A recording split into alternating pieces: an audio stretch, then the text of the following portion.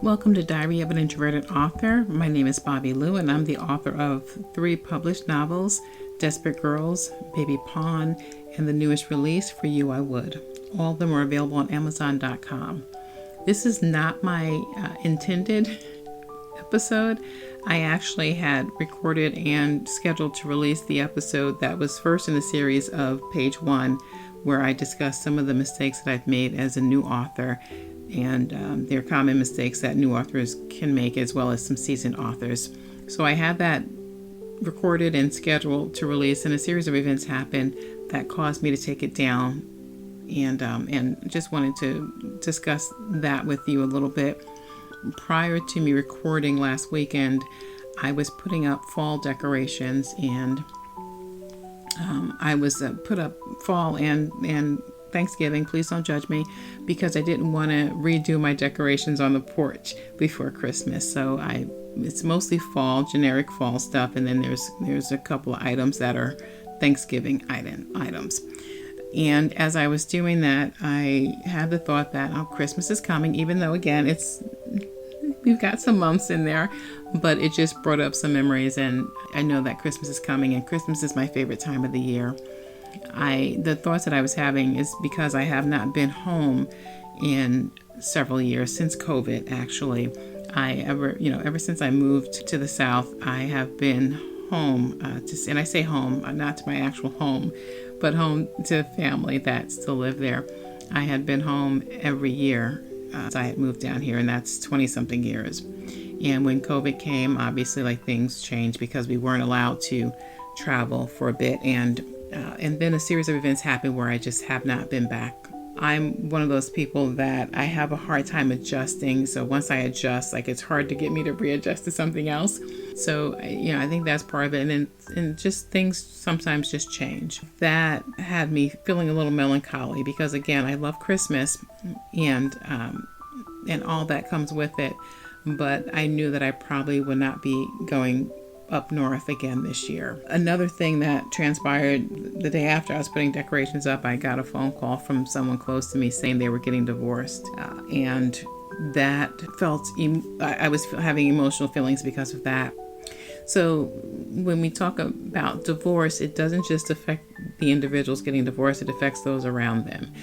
It takes me a minute sometimes. But because it takes me a minute, once you're in, whether you're a family, friend, or whomever, once you're in, that's it, you're my person and that's it. However, everyone doesn't feel that way. And when it comes to divorce, you have to figure out a new norm. You have to figure out new boundaries because everyone doesn't feel the same. So that had me in my feelings a bit. And then I had recorded Sunday. I had scheduled it for Tuesday. I'm not really sure why I didn't schedule for it to be released on Monday, but I didn't. It was scheduled to be released on Tuesday morning. And I hired a coach to work with me, not so much on the marketing piece yet, but on all the stuff I should be doing before the true marketing. And I met with her on Monday evening. One of the first questions she asked me was if I knew who my audience was. And when she asked me the question, I almost found it comical because yes, I know who my audience is. I wrote the book for my audience. But as we continue to talk, it dawned on me, yeah, I know who my audience is, but my whole, my intent from the very beginning was to create characters with the plot or the situation that I had in the book, to create characters where people would hear their voice. And I was very specific about it because there is a population of people or situations where society in general stifles. So I wanted to give those characters a voice. If you have not read my first book already, it's Desperate Girls, and it's a book about teen girls who've aged out of foster care and some of them find themselves pregnant, and it's with the changing of the laws. So in some states, abortion is banned, and I have to preface what I'm going to say with this. The book does not take a stance for or against abortion. That's not what the book is about. The book is about giving a voice to those who are normally unheard. So just hearing another side of the whole picture, just hearing another side of it. When I wrote the book, and I didn't even finish. So it's about girls that have aged out and they're grappling with keeping the baby, giving the baby up for adoption, abortion. There is, and that sort of thing. There is a rogue adoption agency, and then there's some underground abortion clinics, and they're all victimizing these girls who have already been victimized. And we hear their side of it, their voice in terms of who they are, where they come from, what they've experienced, and that sort of thing. So that was who I wrote the book for, because and actually it doesn't have to be just those that can understand that piece or have experienced that piece, but for anyone that supports, anyone that is open to listening. And when I say that, I'm not saying that my book is for everybody, because it obviously is not. However, I know for myself as a helper, as someone that in what I do, my professional life, outside of writing, in my real life, with my real job, I work with youth. So I know for myself, this type material would be interesting to me because I work with a population that might go through something like this, or I work with a population where, for me, it's just important to know and see different aspects of what they might run into. So I know that for those that can relate to the characters, that's my audience. Those that are supporters, that's my audience. And then, of course, those that read my books and they just like the storyline, or they like the way that I write, or that I do a lot of found family themes. They like them for that reason. So, it's going to capture more than what my intended audience is, and that's okay. But when I was having that conversation with my coach, it made me feel conflicted, because everything I've done has been geared toward the author piece. It's been geared towards writing craft. It's been geared towards the publishing of my book, and the mistakes that I've made. It's geared towards the writing piece, and not geared toward my audience. So after I had the conversation with her, I kind of sat for a minute or two, and then I rushed to take it down so that I wouldn't forget and get sidetracked, and then it be released, because I needed to figure out how I'm going to move forward.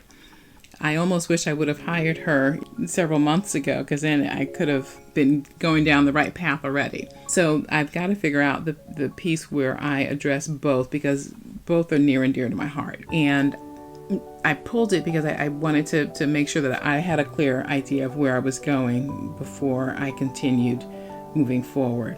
So at this point, I need to either create a second blog or podcast, or I do everything in the one. I don't think I can do everything in the one, because I know for sure that there is going to be a huge amount of individuals who don't want to hear stories or statistics or information that may or may not pertain to them. And then on the flip side, I know that there are some, my audience or readers that don't really care about the craft of writing. I know at this point it's kind of early in the podcast, so I'm sure people are still just listening to figure out what direction I'm going in general. But I want to be able to speak to the different pieces, because again, both are near and dear to my heart. And I definitely want to continue talking about writing, the craft of writing. I want to continue connecting with other authors or individuals who want to write, who have a book in them and they're just trying to get it on paper. I still want that piece to be a part of it, and I need to have that piece be a part of it, because that's the journey that I'm on.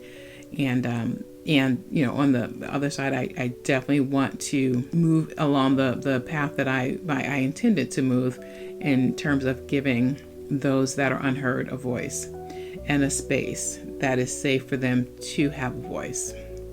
So in the meantime, I am going to do everything on the one podcast, but I will definitely title it in a way that you know what it is when you look at it. So if you're not interested in hearing about anything outside of the craft of writing, you won't click on it. I'm sure that there will be some that will enjoy both, and that's great. In the meantime, I hope that everyone hangs on. This hopefully will not be a process that takes more than a month or so. I will try to figure it out as quickly as I can. And then there's the other piece. Once I do figure it out, I probably will send it out to all subscribers. And then if you don't want that particular content or that particular podcast, then you can unsubscribe. I think that's the best way to do it. And that way I capture everybody, and then you can choose for yourself if you don't want that particular material. I appreciate you guys. Thank you so much for listening. Again, I hope you hold on until I can get it straightened out. If you want both content, if you want everything, the kit and caboodle, let me know. I'd love to know how many of you guys would enjoy that. And because if it's enough, then I might just leave it with the one format, the one podcast. I do have some freebies. I do have some freebies in the notes area. Please click on that. I believe it's short stories. I have a reader magnet in there, which actually speaks to, let's see, my first book is Desperate Girls. Second book is Baby Pawn. Those are part of the series. This book is kind of like the prelude. It comes before Desperate Girls.